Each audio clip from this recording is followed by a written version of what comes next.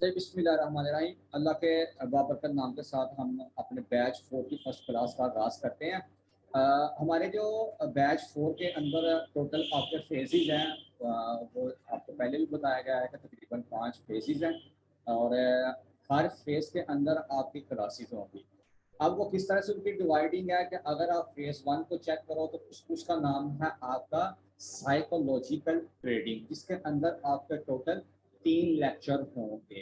इसी तरह से फेज़ 2 मिसबिहेवियर ट्रेडिंग का है, वहाँ पे आपका 1 लेक्चर होगा और उसके बाद आपका जो तीसरा फेज़ आता है वो टेक्निकल पार्ट का आ जाता है, जहाँ पे जाके आप ग्राफिकल जो चार्ट होता है आपका कि सिग्नल किस तरह से बनाया जाता है, चार्ट को किस तरह से रीड किया जाता है। टोटल उसके ऊपर आपके 8 लेक्चर्स होंगे।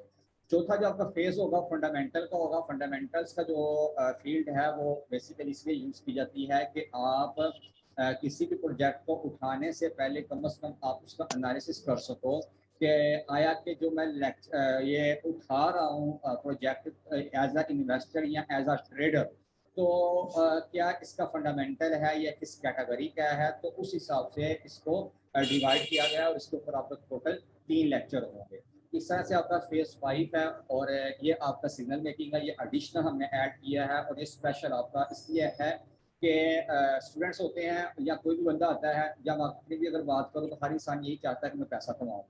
तो सुस्ती थोड़ी सी हो जाती है, बहैसियत इंसान हम वैसे भी सुस्त हो जाते हैं और उस सुस्ती को दूर करने के लिए हमने बीच में इस फेज को ऐड किया और एक्स्ट्रा क्लासेस को ऐड किया। वो भी इसलिए कि आप लोग ट्रेडिंग के साथ साथ करें कि जहाँ पे आपको ये लाइव सिग्नल को किस तरह से बनाया जाता है मार्केट की सिचुएशन को देखते हुए। हर बंदे का एनालिसिस अपनी जगह पे बिल्कुल परफेक्ट होता है, कोई किसी को ये नहीं कह सकता कि भाई अब आप गलत हो। ये कह सकते हैं कि भाई मेरा एनालिसिस ये मुझे कह रहा है, ये क्रॉस चेकिंग है। तो अगर इस तरह से हो जाए आप इस पर भी नजर षानी कर लें, तो ये बेहतर है बजाय ये कहना कि यार अगले बंदे को कुछ भी नहीं आता, मे भी वो आपसे भी बेहतर हो।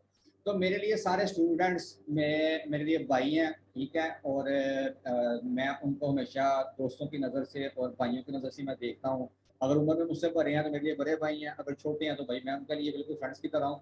और इसी तरह से हम अपने बैच को कंटिन्यू आगे करेंगे और इसी तरह से हम अपनी स्टडी को लेकर अपनी चलेंगे ताकि हम अच्छे तरीके से अपने लेक्चर्स को लें और हम अच्छे तरीके से सीख पाएँ। ये इसमें एक और चीज़ है मैं ऐड कर दूँ आपके साथ, जो स्पेशल सिग्नल ग्रुप है एसएसजी वाला स्पेशल सिग्नल ग्रुप, उसके अंदर आपको सिग्नल तो मिला करेंगे, मे बी का आपको रोजाना की बुनियाद पर 2 मिल जाए, 5 मिल जाए, 10 मिल जाए, 1 मिल जाए। और उसकी बुनियाद इसलिए है कि अगर तो आपको ये पता है कि मैंने सिग्नल को फॉलो कैसे करना है, फिर वो आपको फायदा देगा। अदरवाइज पहले आप उसके ऊपर ना जाइएगा, रिलाई उसके ऊपर उस वक्त तक ना कीजिएगा जब तक आपको खुद थोड़ा बहुत पता ना चल जाए। उसके लिए जो आपने ईमेल दी थी हमें, वहाँ पे भी आपको लिंक मिला होगा प्रीवियस रिकॉर्डिंग का, बैच 2 का, बैच 3 का, और स्पेशल जो रमजान वाला बैच था उसकी भी रिकॉर्डिंग्स आपको मिल जाएंगी। और मैंने वहाँ पे हर चीज़ ए टू जी इस तरह से एक्सप्लेन की हुई है और सिखाई हुई है, स्टूडेंट्स को रिकॉर्डिंग आप करी हुई है कि अगर जस्ट आप उसी को देख लोगे ना वन बाय वन करके, कि आपका 3 लेक्चर हुआ करेंगे वीकेंड में, फ्राइडे, सैटरडे और संडे, और इसके अलावा आपके पास 4 दिन हैं। अगर 4 दिन में आप रोजाना का एक एक लेक्चर भी देख लोगे ना, तो 10 लेक्चर टोटल बी4 के, तो वो आपके कंप्लीट हो जाएंगे और आगे तकरीबन आपके बन जाएंगे, वो 5-6 लेक्चर हैं। तो आप 5 से 6 दिन में या एक हफ्ते में लेक्चर्स को देख लोगे, कम से कम आपके कॉन्सेप्ट्स क्लियर हो जाएंगे। जिन स्टूडेंट्स ने उन लेक्चर्स को देखा है होपफुली उनको बहुत ही बेनिफिट हुआ होगा और वो कम से कम इस काबिल तो हो चुके होंगे कि हमें पता है कि सिग्नल हमने किस तरह से फॉलो करना है। और जो एक्स्ट्रास उसके अंदर ऐड है बंदे, उनको तो अलग से मैटर है ना कि $10 पे पर मंथ के चार्जेस है और आपके लिए फ्री ऑफ कॉस्ट है 1 ईयर के लिए। तो आगे हम इसको कंटिन्यू करते हैं अपने लेक्चर को। यहाँ पे थोड़ा सा मैं आपको अपने मतलब बता देता हूँ कि मोस्टली लोगों के माइंड में ये चीज़ आती है कि जहाँ से भी हम पढ़ रहे हैं, जिस टीचर से भी हम पढ़ रहे हैं या जो भी चीज़ हम पढ़ रहे हैं, उसके हवाले से कम हमें कुछ ना कुछ नॉलेज हो। तो यहाँ पे मेरे हवाले से यही है, नाम से ऑलमोस्ट हर बंदा ही जानता मुझे, और नाम बिल्कुल मेरा रियल है। एफपी की मेरी आईडी पूरी प्रोफेशनल है, वहाँ पे कोई चीज़ हिडन नहीं है, वहाँ पे आपको जो भी चीज़ मिलेगी ए टू जी ओरिजिनल ही मिलेगी, कोई वहाँ पे चीज़ एक्स्ट्रा ऐड नहीं है। एजुकेशन के हवाले से अगर देखा जाए तो अल्हम्दुलिल्लाह मेरा डबल मास्टर है इस्लामिक स्टडी के अंदर, जिसको आप दरस निज़ामी कह सकते हैं, और एमएड भी है उसके अंदर, और हिफ्ज़ भी है। तो इसके साथ साथ जो ऑलमोस्ट मेरा 8 साल का एक्सपीरियंस है टोटल ओवरऑल टीचिंग का, और वो टीचिंग मेरी ऑलमोस्ट 3 से 4 फील्ड्स हैं जहाँ पे मेरी टीचिंग का एक्सपीरियंस है। इसके अलावा जो क्रिप्टो के हवाले से है कि मैं कब से हूँ क्रिप्टो की फील्ड में, तो मैं ऑलमोस्ट 2013-14 से हूँ। लेकिन मैंने प्रोफेशनल इसको अडोप्ट किया है 2019 में, 18-19 के दरमियान में, जब पैंडमिक आया था। उसका रीज़न ये था कि जैसे मैंने अभी थोड़ी देर पहले आपसे एक बात शेयर की थी कि हम लोग ना चीज़ों को मजाक लेते हैं, कि चीज़ों को समझते नहीं है। जब हमारे सर के ऊपर से चीज़ गुजर जाती है तब जाके हम कहते हैं कि हाँ यार ये क्या हो गया। सिमिलरली मेरे साथ भी ऐसा ही हुआ कि जब ये बिटकॉइन ट्रेड कर रहा था कुछ $6 के ऊपर, और स्टिल ये तकरीबन रहा $190-200 के दरमियान में, 14-15 की बात है। तो उस टाइम पे एक वेबसाइट थी जिसका नाम था बिट लैंडर, अभी भी वो चल रही है वेबसाइट। तो वो एक ब्लॉगिंग वेबसाइट थी जहाँ पे जाके आप ब्लॉग्स अपने लिखते थे, सबमिट करवाते थे, तो डेली बेस के ऊपर आपको रिवार्ड की सूरत में स्टोशीज मिलती थी, जो बिटकॉइन की सूरत में आपको आती थी। उसके जो पॉइंट के बाद वाले डिजिट्स है ना, जिस तरह से पैसे के अंदर पीकेआर होते हैं, डॉलर के अंदर सेंट्स होते हैं, तो उन उसके अंदर आपको स्टोशीज मिलती हैं। जो स्टोशी नाकामोटो है जिसका फाउंडर है, और उसी के नाम से इन्होंने इसको मौसूम किया है कि जी इसका नाम इसकी सतोशिश है। तो तकरीबन 10 लाख के करीब जाकर जब सतोशिश कंप्लीट हो जाती है आपकी, तो आपका एक बीटीसी बन जाता है, या आई थिंक 1 लाख के करीब जाके होती हैं।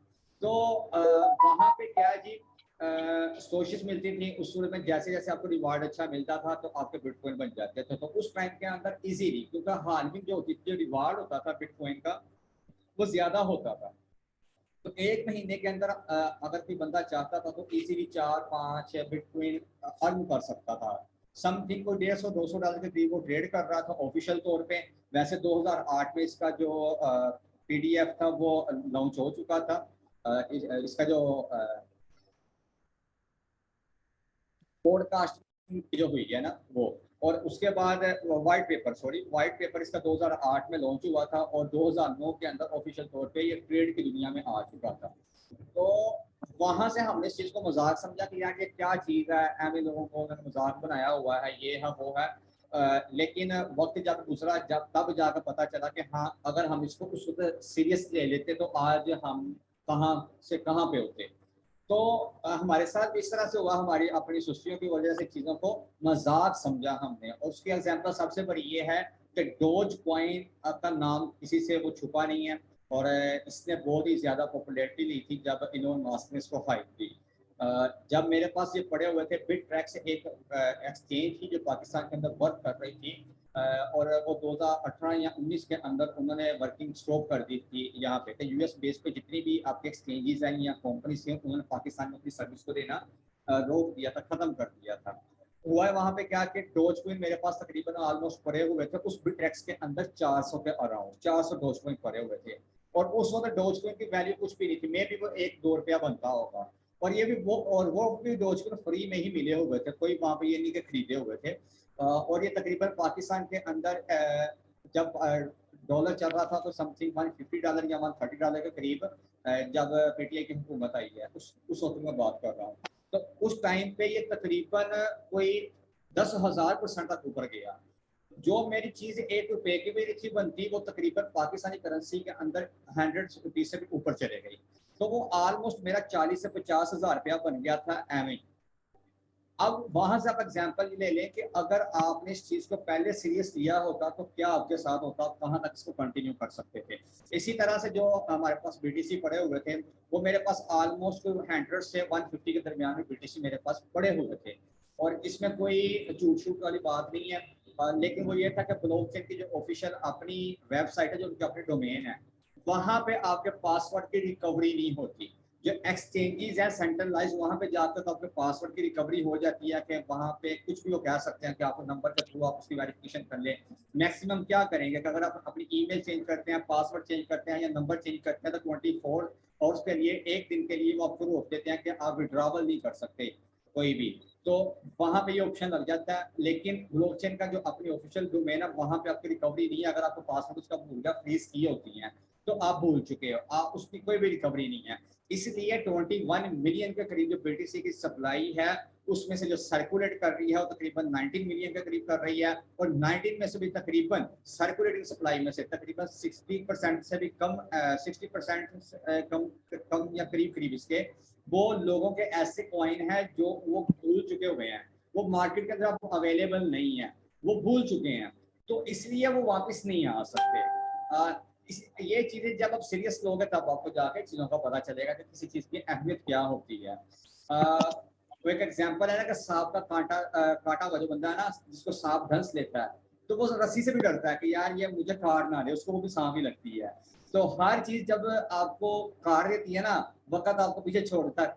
वक्त इंतहाई कीमती चीज आपकी ऐसी है जो कभी भी वापस नहीं आएगा। अभी जो आपके साथ मैं गुफ्तगू कर रहा हूँ ना, ये गुजरता जा रहा है, इसको मैं चाह कभी वापस नहीं लेकर आ सकता।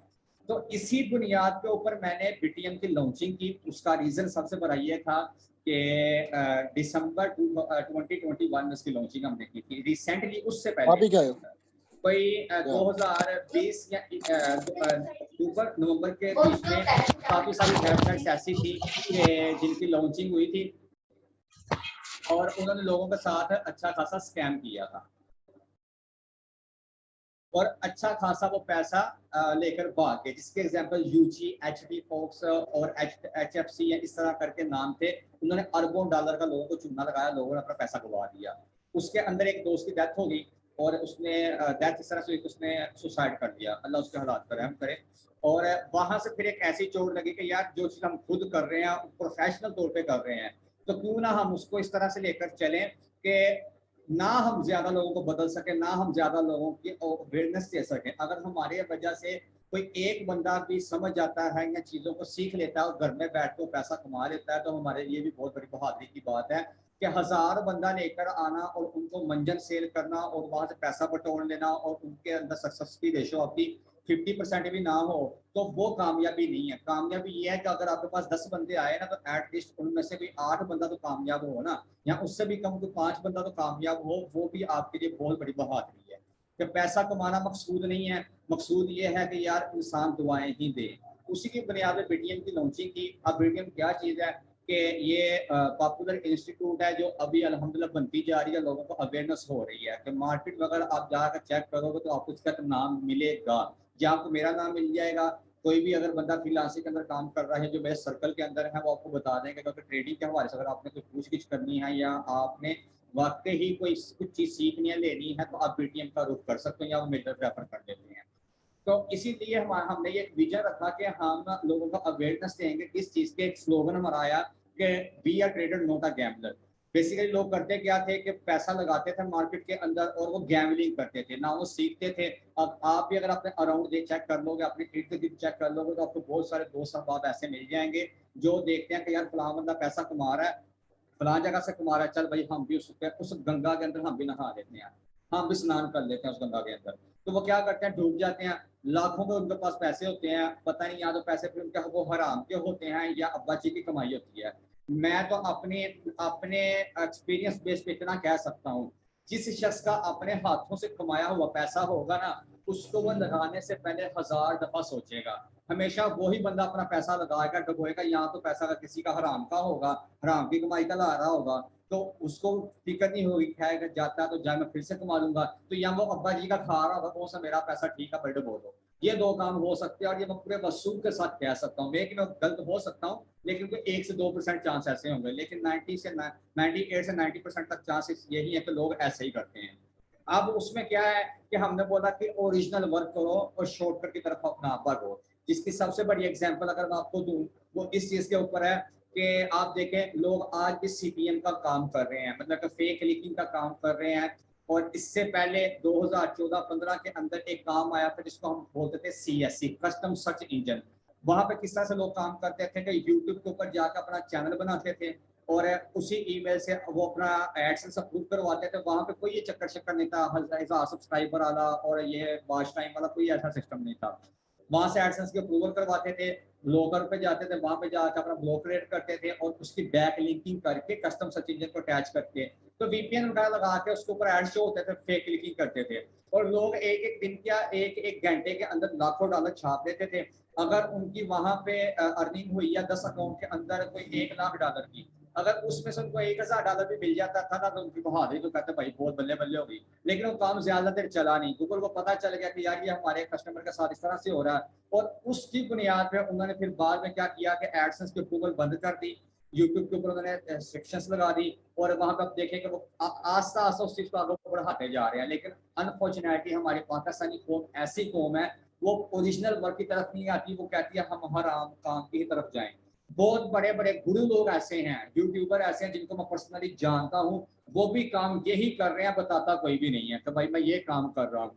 जितनी आप मर्जी मेहनत कर लो, जितनी मर्जी आप मेहनत कर लो, आप बोलो कि मैं महीने का अंदर लाखों डॉलर कमा लूं, या मैं लाखों रुपया कमा लूं, करोड़ रुपया कमा लूं, और बैकबोन के ऊपर आपके पास उसका कोई रोड मैप ही नहीं है, ये कभी भी नहीं हो सकता। मेरे मानने में तो 8 साल एक्सपीरियंस में ये चीज नहीं आ सकती कि कोई इंसान ये बोले। अगर आप एसईओ के फील्ड में भी जाकर काम करते हो, वहां पर भी जाकर आपको एटलीस्ट कोई 1 साल 2 साल का एक्सपीरियंस चाहिए होता है। उसके बाद जाकर अगर आपकी लक है तो आपकी वेबसाइट फ्लिप हो जाती है, या आप जाकर फ्रीलांसिंग कर लेते हो, और वहां से भी आपकी जो अर्निंग जनरेट होती है वो भी मैक्सिमम यही 1,000 2,000 डॉलर जाकर होती है।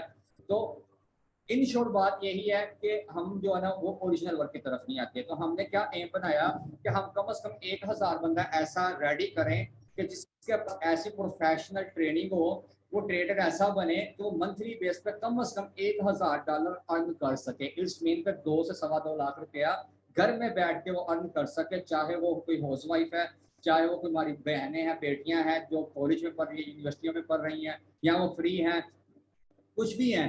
घर के अंदर छोटे बच्चे हैं, 8-10 साल का बच्चा है, 15 साल का बच्चा है, वो घर में बैठ के पैसा कमाए। अगर कोई जॉब होल्डर बंदा है, अपने फ्री टाइम पे आके वो पैसा कमा रहे हैं, कि उसके पास जो इनकम सोर्सेज है ना, वो कम से कम आज के दौर में तो 2-3 तो होने चाहिए, या ज्यादा नहीं तो कम से कम 2 तो हो, तो फिर ज्यादा बात बनती है। तो ये हमारा एक विजन बना। फिर यहाँ पे आप अगर आते हो, अब लोगों के माइंड में ये चीज आई कि हम क्रिप्टो को ना लेकर लोगों को बहुत सारे कॉन्सेप्ट थे और मिसकॉन्सेप्ट्स हैं, कॉन्सेप्ट्स भी नहीं मिसकॉन्सेप्ट्स हैं। वो क्या कि यार ये क्रिप्टो हराम है, बला बला बला बला, जिनको ये भी नहीं पता कि ये क्या चीज है वो भी इसको हराम बोल रहे होते हैं।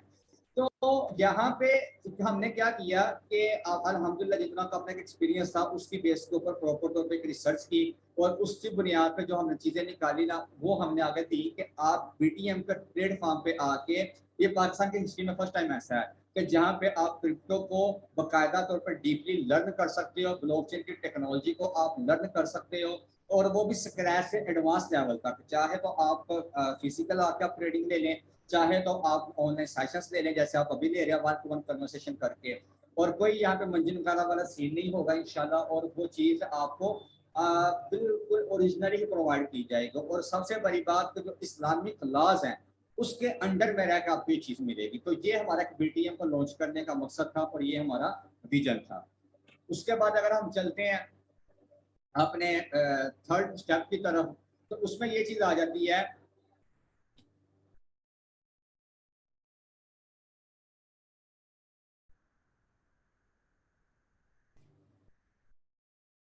हमारे थर्ड कॉन्सेप्ट के अंदर ये चीज आई है कि किसी भी काम को सीखने से पहले हमें उस चीज के बारे में कुछ ना कुछ नॉलेज होनी चाहिए, यानी कि हमें फिजिकली तौर पे, साइकोलॉजिकली तौर पे उस चीज के बारे में नॉलेज प्रिपेयर होना चाहिए। वो किस तरह से हो सकती है? अब हमारा काम क्या है? ट्रेडिंग के हवाले से है।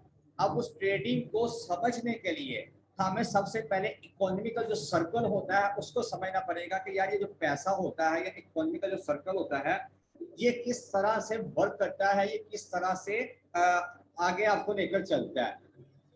तो ये दुनिया का दस्तूर है, आप इस चीज को मानेंगे कि हमेशा अगर आपको पैसा मिलता है ना, उसके इवज में कुछ ना कुछ देते हैं। कुछ भी आप दे दो, कुछ भी, लोग तो इज्जत तक दे देते हैं अपनी पैसा कमाने के लिए। वो तो बाद का मैटर है ना, वो हलाल का कमा रहे हैं हराम का कमा रहा है, लेकिन जनरल असूल क्या है? वो ये है कि जब भी आपने कोई चीज लेनी है बदले में आपको कोई चीज देनी पड़ेगी। अगर आप सैलरी ले रहे हो, जॉब कर रहे हो, तो बदले में आप क्या दे रहे हो? सबसे कीमती चीज आपका वक्त। जो आपका एक्सपीरियंस है वो तो एक अलग चीज है ना, आप अपना वक्त प्रोवाइड कर रहे हो, अपना टाइम को प्रोवाइड कर रहे हो, बदले में आपको 1 महीने के बाद जाके सैलरी मिलती है। ओके, अब फिक्स और फिक्स हो गया। इसके अंदर क्या चीज आ गई आपका कि चीज के बदले आपकी चीज होगी। ठीक है। उसके बाद आपका इसी चीज को अगर हम सोचें तो भाई जब इंसान की पैदाइश हुई है तो क्या तब से लोग इस चीजों के बदले में आपस में लेन देन नहीं थे करते। तो तब एक सिस्टम चलता था जिसको हम कहते थे बार्टर सिस्टम। चीज के बदले में चीज आती थी। उसके बाद वो किस तरह से, अब अगर किसी के पास कोई हाथी है या किसी के पास कोई बकरियां हैं या किसी के पास कोई और जानवर है या कोई अजनास वाली चीज है, जिनसी चीज है, जैसे गंदुम है, जौ है, चावल है, इस तरह से कोई भी उसके पास चीज है, तो चीजों का लेन देन वो करते थे। मतलब अगर किसी ने किसी को कपास दे दी, कोई और चीज दे दी, किसी ने किसी को गंदम दे दी और उसने उससे चावल की फसल ले ली, किसी ने कोई जानवर दे दिया, हाथी दे दिया और उस गधा दे दिया या कोई और चीज दे दी, उससे उसने बकरियां ले ली या बकरी ले ली। अब यहाँ पे एक काम हो रहा था, रिस्क ऑफ लॉस था, यानी कि यहाँ पर नुकसान का काफी अंदेशा था। वो किस तरह से अक्ल इस चीज को तस्लीम करती है कि आप देखें, अगर मेरे पास दो बोतलें हैं कोल्ड ड्रिंक का, एक कोल्ड ड्रिंक का मेरे पास लीटर की और एक मेरे पास है 1.5 लीटर की, 1.5 लीटर की। अब दोनों के अंदर आप चेक करें कि कितना फर्क है कि वो दोनों इक्वल नहीं है। अगर मैं आपको बोलूँ कि भाई आप ऐसा करो, मुझसे लीटर की बोतल दे लो, अपना 1.5 लीटर की बोतल मुझे दे दो, आप बोलोगे भाई ऐसा तो हो नहीं सकता, मेरे वाली बड़ी बोतल है, मैं क्यों दे दूंगा आपको।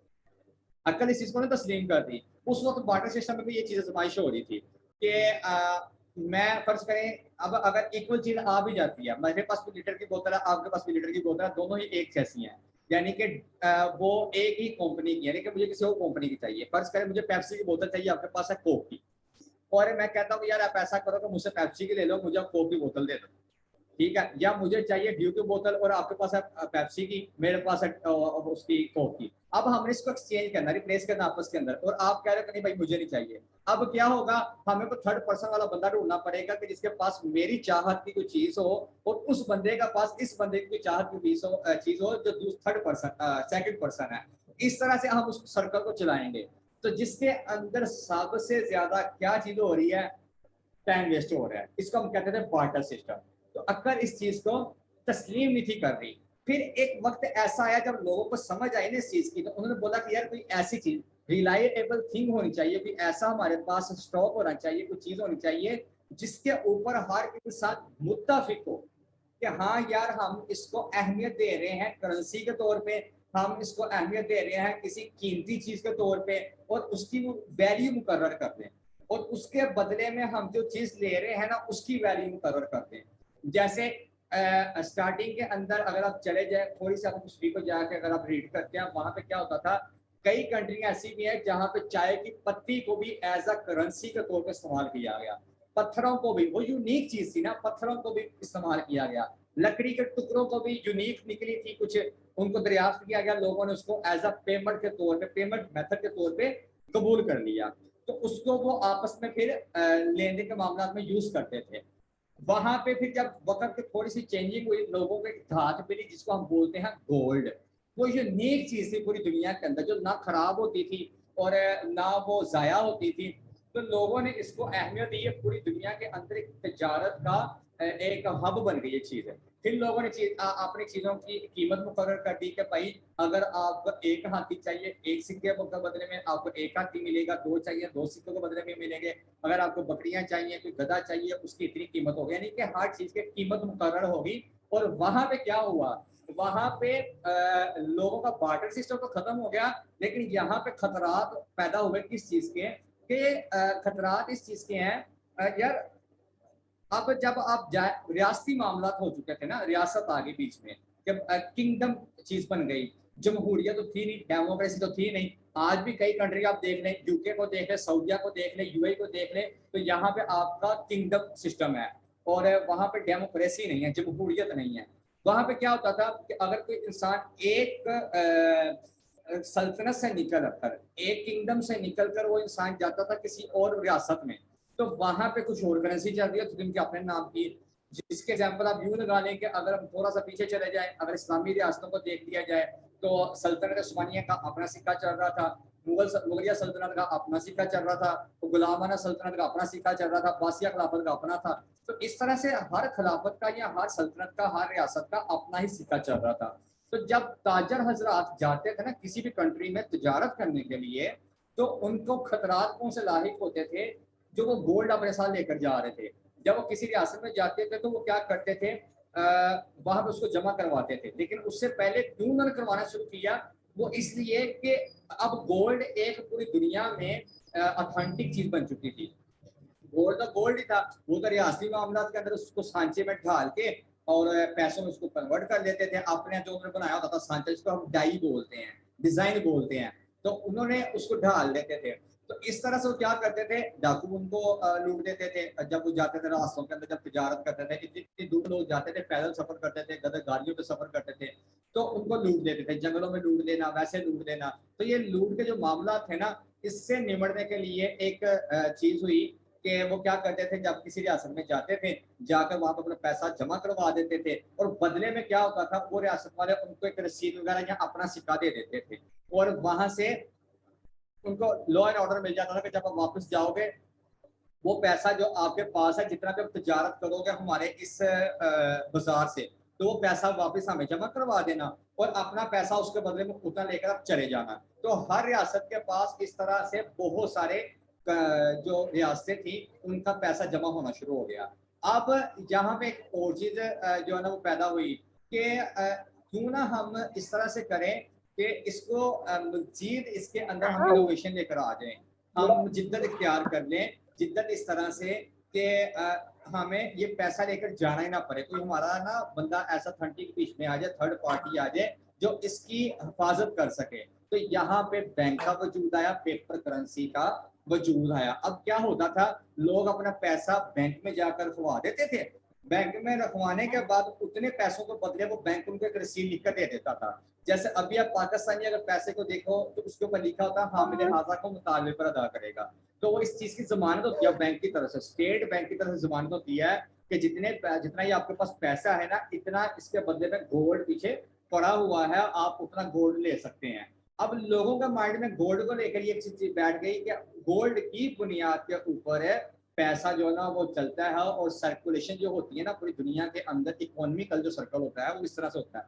जबकि ऐसा नहीं है, पूरी दुनिया के अंदर इतना गोल्ड नहीं है जितनी करेंसी पूरी दुनिया की। अगर सबको इकट्ठा कर लोगे तो फिर कोई तो कोई बीच में चोर होगा ना बंदा, तो इसकी बुनियाद पे कभी भी किसी भी करेंसी को नहीं मेयर किया जा सकता। अब उसकी बुनियाद क्या होती है, उस कंट्री के आपके रिजर्व होते हैं, वहां पे आपकी जो सहूलियात हैं वो चीजें होती हैं।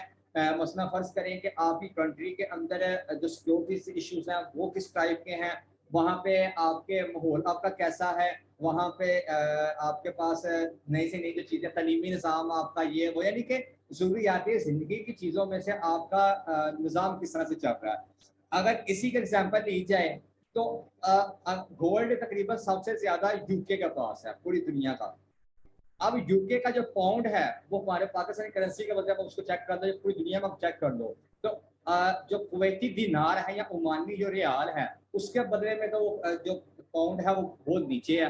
तो फिर ऐसा होना चाहिए ना, अगर गोल्ड रिजर्व है आपका तो फिर उन कंट्रियों में तो ये चीज क्यों है, वहां पे उनके जो रिजर्व है, जो उनका इकोनॉमी का सर्कल है वो बहुत ही परफेक्ट है, मजबूत है, वहां पे क्राइम की रेशो कम है, बाकी चीजों के अंदर जिद्दत है, इसलिए उनकी करेंसी ज्यादा है गोल्ड की सूरत में भी। और सबसे बड़ी बात ये कि जो सबसे ज्यादा आजकल यूज होने वाली चीज आपको पता ऑयल है, तो जहाँ पे ऑयल निकल रहा है उस उन कंट्रियों का आप हालात देख लो कि एक साल एक सदी के अंदर, एक सेंचुरी के अंदर कितने तब्दील हुए हैं। तो यहाँ पे ये चीज आती है, ये हमारा चलता है इकोनॉमिकल सर्कल, साइकोलॉजिकली जिसको हमें समझना पड़ता है। और इसी चीज की बुनियाद आगे बनी जाकर पेपर करेंसी, पेपर करेंसी के बाद हमारे पास आ गया एटीएम कार्ड। अब एटीएम कार्ड से के बाद जब आपका आया इंटरनेट की दुनिया की आई, तो उसके बाद क्या हुआ है, आपकी रेवोल्यूशन मजीद हो गई, मजीद आपकी चीजें ऑपरेट हो गई, वो चीजें आपकी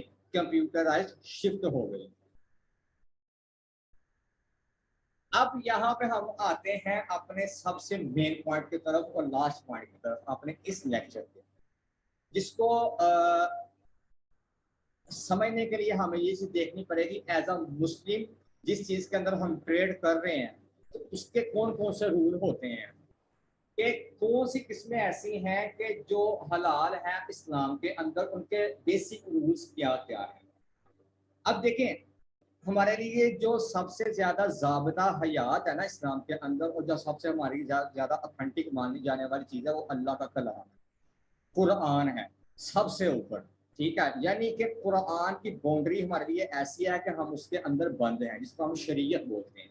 ठीक है, अब कुरान के अंदर अगर अल्लाह ने डायरेक्टली किसी चीज़ के हवाले से बोल दिया है कि तुम इस चीज़ को ना लो, ये चीज़ हराम है, जैसे खमर के बारे में बोला गया, शराब के बारे में 7वां पारा सूरह नाम के अंदर है ना, इन्नमल खमर वल मैसिर वल अंसाब वल अज़लाम रिजसुम मिन अमल शैतान, कि ना बेशक जो शराब है ये भी हराम है, और उसके बाद जो जुआ है ये भी हराम है, और आप इन चीज़ों की तरफ आप ना जाओ। ऐसी चीज़ें कि जो कुरान के अंदर वाज़े तौर पे हैं, विदाउट एनी डाउट, अगर आप उसके अंदर ट्रेड करते हो, जो चीज़ें हराम है उसकी तजारत भी हराम है। मुसलमान के लिए जो चीज़ हराम है खाना, उसकी तजारत भी मुसलमान के लिए हराम है। ये बात का मैटर है कि बाद में जाकर ये जो फिकी कानून है उसके हवाले से क्या चीज़ हमें अहमियत देती है। दूसरे नंबर के ऊपर जो रूल है कि कुरान में के बाद अगर हमें नबी पाक सल्लल्लाहु अलैहि वसल्लम की तरफ से हमें ऐसा इशारा मिल गया कि तुम ये काम करो, ठीक है, यानी जिसको हम हदीस बोलते हैं, हदीस के अंदर अगर हमें कोई ऐसी ऑथेंटिक हदीस मिली है कि जिसके अंदर वाज़े तौर पे चीज़ बोली गई है, और वो हदीस भी जो है ना वो सही हो, और वो वाज़े तौर पे वाज़े हो अच्छे तरीके के साथ, तो वो हमें इशारा मिल रहा है कि तुम इस चीज़ को कर लो, तो हम उस चीज़ को कर सकते हैं।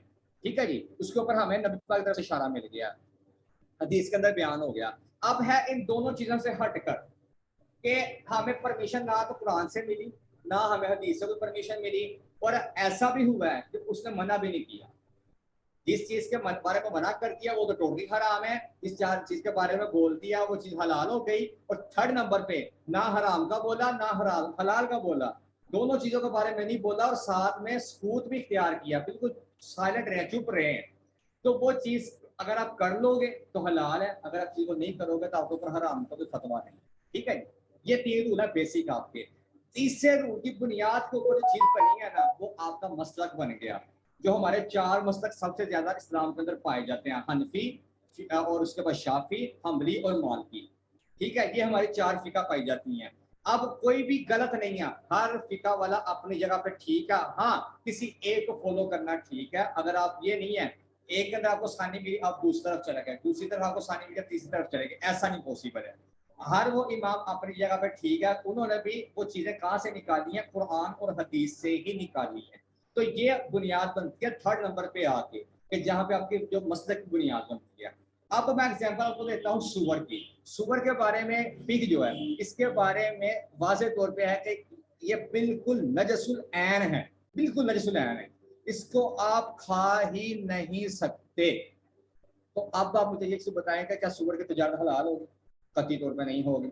इसी तरह से जब शराब है, शराब अब स्टार्टिंग के अंदर, बिल्कुल स्टार्टिंग के अंदर हराम नहीं थी, सहाबा कराम भी पी लेते थे। ये शुरुआत इस्लाम की मैं बात कर रहा हूँ, कोई गुस्ताखी का फतवा ना मेरे ऊपर लगे, मैं मुझे बस इस चीज से डर है। सहाबा कराम भी पी लेते थे, लेकिन बाद में हुक्म क्या आया, यही आयत नाज़िल हो गई कि आप लोग शराब को ना पियो, क्योंकि यार उसका रीजन ये आ गया कि आप लोग अपनी अकल खो देते हो। जब नमाज पढ़ने के लिए आप जा रहे हो तो अल्लाह तो कह रहा है जब तुम मेरे हुजूर पेश हो तो पाक साफ होकर आओ, आप मेरी इबादत करने के लिए आ रहे हो। तो जब इंसान शराब पी लेता है उसको होश ही नहीं होती, उसकी अकल मखूफ हो जाती है, तो वो शराब को हराम करार दे दिया गया।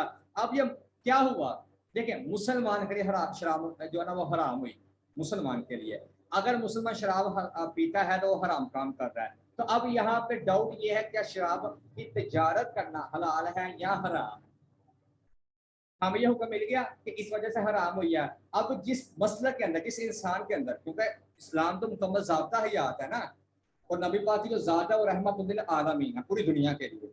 तो जो गैर मुस्लिम है, जो नॉन मुस्लिम है, जो मुसलमान नहीं है, जो शराब पी लेता है, जिसके मजहब के अंदर शराब हलाल है, या वो समझता है कि मेरे लिए शराब हलाल है, अगर कोई उस कंट्री में जाकर शराब की तजारत करता है और वो ड्रिंकिंग करता है, उसके साथ उसकी तजारत, पी नहीं रहा, मैं पीने की बात नहीं कर रहा, मैं उसकी तजारत की बात कर रहा हूँ, तो यहाँ पे फिर आपका मसलक आ जाएगा। कुछ मसलक वाले कहते हैं जी हलाल है, मुसलमान का गैर मुस्लिम के साथ शराब की तजारत करना हलाल है। क्यों? कि वो चीज बिकने वाली तो है ना, हर वो चीज जो बिकने वाली है उसकी तजारत जायज है। अब हलाल है या हराम है वो एज अ मुस्लिम हमें आइडेंटिफाई करना है। तो वो तिजारत जो हम कर रहे हैं शराब की गैर मुस्लिम के साथ, वो हराम है। अब अगर वही तिजारत हम शराब की कर रहे हैं मुसलमान मुसलमान के साथ करना, वो हराम है, क्योंकि वो दोनों के लिए हराम चीज है। तो अब इस कंडीशन में हराम हो जाएगी अगर इस चीज को तस्लीम करके ठीक है हम मान लेते हैं। लेकिन कुछ मसलक ऐसे हैं वो कहते हैं नहीं जी, जब चीज ये का हराम है, चाहे वो गैर मुस्लिम के लिए नहीं है, मुसलमान के लिए हम उसकी तजारत भी नहीं कर सकते। ठीक है, वो अपनी जगह पर सच है। यहाँ पे ज्यादा हम कॉम्प्लीमेंट में नहीं जाते। मैं सिर्फ समझा रहा हूँ आपको यहाँ पे कि किन चीजों का हम तजारत कर रहे हैं और क्रिप्टो का इसके साथ किस तरह से लिंक बनेगा, ये उसकी तरफ आपको इशारा कर रहा हूँ। इस सेशन को आपने बिल्कुल अच्छे से समझना है, क्योंकि हर सेशन का लिंक नेक्स्ट सेशन के साथ होगा। अब आ जाते हैं हम सी फूड की तरफ। जो है ना, समंदर को अजायब बात की दुनिया बोला जाता है। समंदर को, समंदर के अंदर ऐसी ऐसी मखलूकात हैं अल्लाह ताला की, ऐसे ऐसे राज हैं, ऐसे ऐसे दफीने वहां पे दफन है कि इंसान सोच भी नहीं सकता। समंदर एक राज है, ऐसा राज है। आपको पता भी नहीं होगा कि सी फूड के अंदर कौन कौन सी चीजें आती हैं। ज्यादातर तो हमने यही चीज सुनी ना कि मछली है या झींगे हैं, केकड़े हैं, और उसके बाद पता नहीं कौन वो सिक्कियां हैं, कौन कौन सी चीजें हैं। अब वो सी फूड के अंदर कौन कौन सी चीजें हलाल है, कौन सी चीजें हराम है, किसकी तजारत आप कर सकते हो, किसकी आप तजारत नहीं कर सकते, फिर बात उधर ही आ जाएगी आपकी घूम फिर के। इसी तरह से अब आ जाती है करेंसियां भी, कि अगर आप करेंसियों पर ट्रेड कर रहे हो, जैसे मैंने आपको पहले वाले थर्ड आपको स्लाइड में मैंने आपको एक एग्जांपल दी थी कि यार अगर आप वो करेंसी रखवा रहे हो किसी भी मुल्क के पास, जैसा भी मुझे तजारत करनी है, हम अपने क्रिप्टो की एग्जांपल ले लेते हैं। क्रिप्टो के अंदर पाकिस्तानी करेंसी का बदले में तजारत तो नहीं ना कर सकते। क्रिप्टो के अंदर आप कभी भी पाकिस्तानी करेंसी में तजारत नहीं कर सकते। वहां आपको डॉलर की जरूरत पड़ेगी या आपको ऐसी करेंसी की जरूरत पड़ेगी जो क्रिप्टो आपको सपोर्ट कर रही है, जैसे तुर्किश लीरा है, इसी तरह से जापानी यन वगैरह है, या फोरेक्स में जाते हो तो वहां पे जो जो पेड़ बने हुए आप उनके बदले में ट्रेड करते हो। एग्जाम्पल सबसे बड़ी ये कि अगर आपको चाइना से कुछ चीज लेनी है, या अभी रूस के एग्जाम्पल की मैं बात करूं, तो रूस जो है वो डॉलर का एक्सेप्ट नहीं कर रहा, वो बिटकॉइन का एक्सेप्ट कर रहा है।